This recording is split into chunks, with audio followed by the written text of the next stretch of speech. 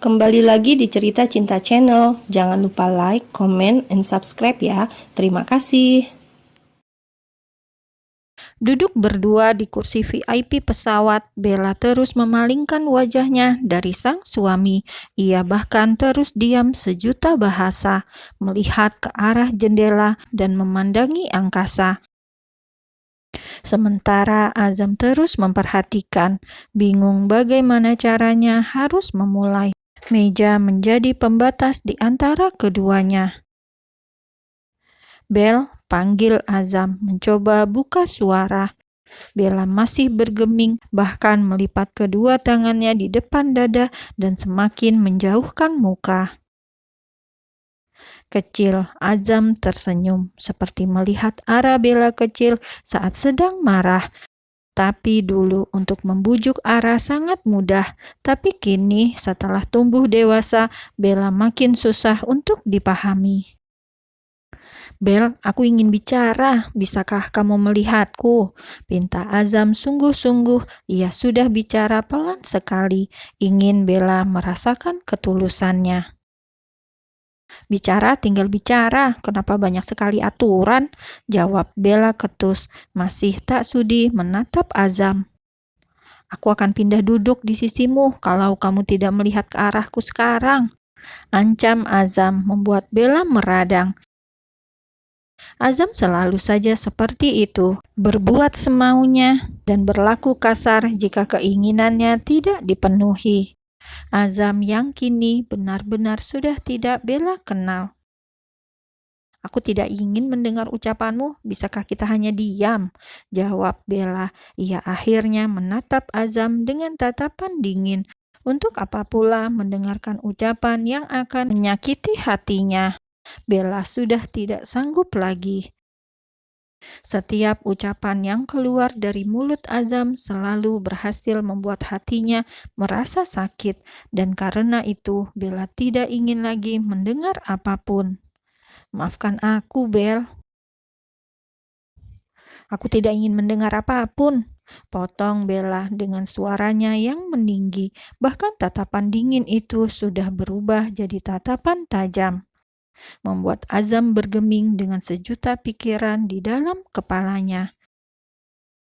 Ara dulu sangat pemaaf, melihat Bella kini sulit untuk memaafkannya, membuat Azam sadar satu hal, jika ia sudah sangat menyakiti Bella sang istri.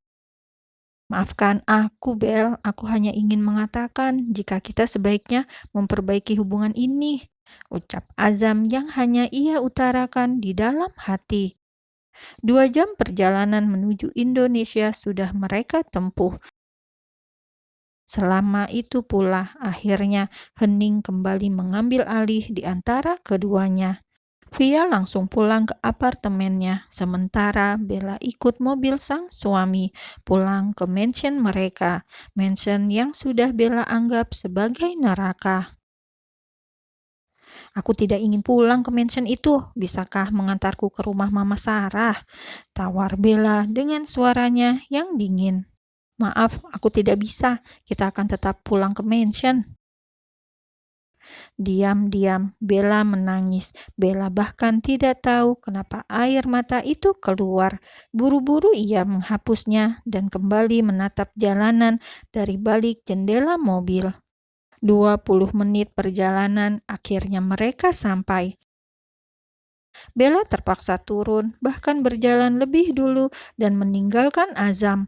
Langkah Bella perlahan melambat saat ia menyadari tak ada satupun pelayan di mansion ini. Ia melongok ke kiri dan ke kanan, nyatanya tak ada siapapun. Biasanya para pelayan akan berlalu lalang, bahkan selalu menyambut kedatangan tuannya. Di mansion hanya akan ada kita berdua, ucap Azam yang kini berdiri di sebelah Bella. Sebelum pergi ke Singapura tadi, ia sudah meminta pada Ben untuk memindahkan para pelayan ke rumahnya yang lain, mengosongkan mansion ini agar sang istri merasa nyaman. Azam tahu, gelar pelayan pasti membuat istrinya selalu teringat akan Raya.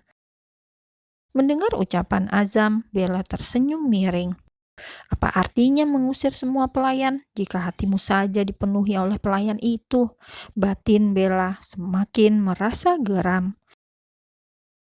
Tak menanggapi apapun lagi, Bella kembali melangkah meninggalkan Azam di sana. Dia tidak naik ke lantai 2 di mana kamarnya dan sang suami berada, melainkan belok ke kiri dan menuju kamar lain yang berada di lantai 1. Menyadari niat istrinya itu, dengan langkah lebarnya, Azam langsung menghadang. Bahkan ia pun kembali menahan lengan Bella. "Jangan menguji kesabaranku, kita tidur di kamar yang sama," ucap Azam, lantas menarik Bella agar mengikuti langkahnya. Bella berontak, tak sudi jika harus tidur seranjang dengan pria brengsek ini. Teriakannya tak dipedulikan. Bella akhirnya menangis, membuat langkah Azam terhenti saat mereka sampai di tengah-tengah tangga. Merasa cengkraman Azam melemah, Bella langsung berlari turun, berlari dengan derayan air matanya. Azam bergeming, entah kenapa kini ia jadi sekasar ini. Kini Azam benar-benar merasa jadi pria yang brengsek.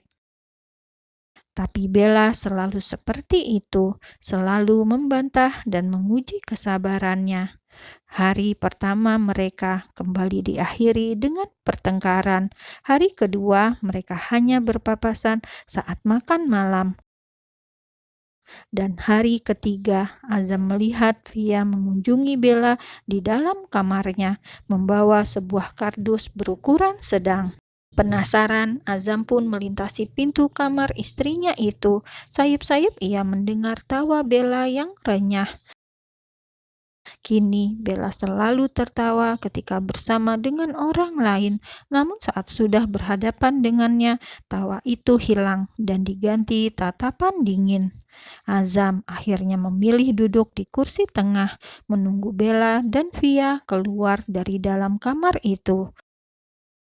Tidak sampai lama ia menunggu, akhirnya terdengar oleh Azam langkah Bella dan Via yang mendekat. Sesekali mereka saling bertukar tawa dan bergerak seolah tak menganggapnya ada. Bella mengantar kepulangan Via hingga sampai di teras rumah. Sebulan ini Bella memutuskan untuk istirahat dulu dari dunia modeling. Tak ingin membuat kedua orang tua dan mertuanya cemas, juga rehat sejenak dari banyaknya kesibukan. "Besok aku akan kembali dan aku akan menunggu," balas Bella cepat. Kedua wanita yang berusia sama ini lalu membuka pintu mobil tengah Via, mengambil beberapa barang belanjaan yang tadi Via bawa, beberapa roti, daging, bahkan juga sayur. "Ingat, hati-hati saat memasak, gunakan sarung tangan, bahkan bila perlu face shield." Mendengar ucapan Via itu, Bella terkekeh. "Memangnya aku anak kecil?" sahut Bella tidak terima. "Aku hanya mencemaskanmu." "Iya, iya, sana pulang. Terima kasih ini," balas Bella seraya mengangkat kedua kantung belanjaan di tangannya. Via hanya mengangguk lalu segera masuk ke kursi kemudi. Dan Bella melambaikan tangannya melihat mobil Via yang semakin menjauh. Lalu kembali masuk ke dalam rumahnya dengan senyum yang mengembang. Bertemu dengan Via membuat suasana hatinya semakin ceria. Tapi nyatanya senyum itu tak bertahan lama saat ia melihat Azam yang ternyata sudah menunggunya. Perlahan senyum itu hilang, membuat dada Azam merasa tak nyaman, seolah kehadirannya benar-benar tak diinginkan oleh Bella. Azam melihat dua kantung paper bag yang Bella bawa. Azam tahu itu untuk keperluan dapur. Tapi Azam tak pernah tahu jika Bella bisa memasak. "Jangan abaikan aku," ucap Azam. "Abaikan aku," balas Bella pula dengan cepat. Bella bahkan langsung berlalu menuju dapur dan kembali meninggalkan Azam begitu saja. 3 hari tinggal di mansion ini, Bella selalu melihat Azam dimanapun. Seolah suaminya itu kini jadi orang pengangguran sama seperti dia.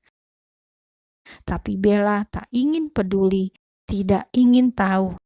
Terserah Azam mau melakukan apapun, ia hanya akan tinggal di mansion ini selama sebulan. Setelah itu, ia akan kembali lagi ke Singapura. Lalu bulan depannya lagi, ia akan mengajukan gugatan cerai.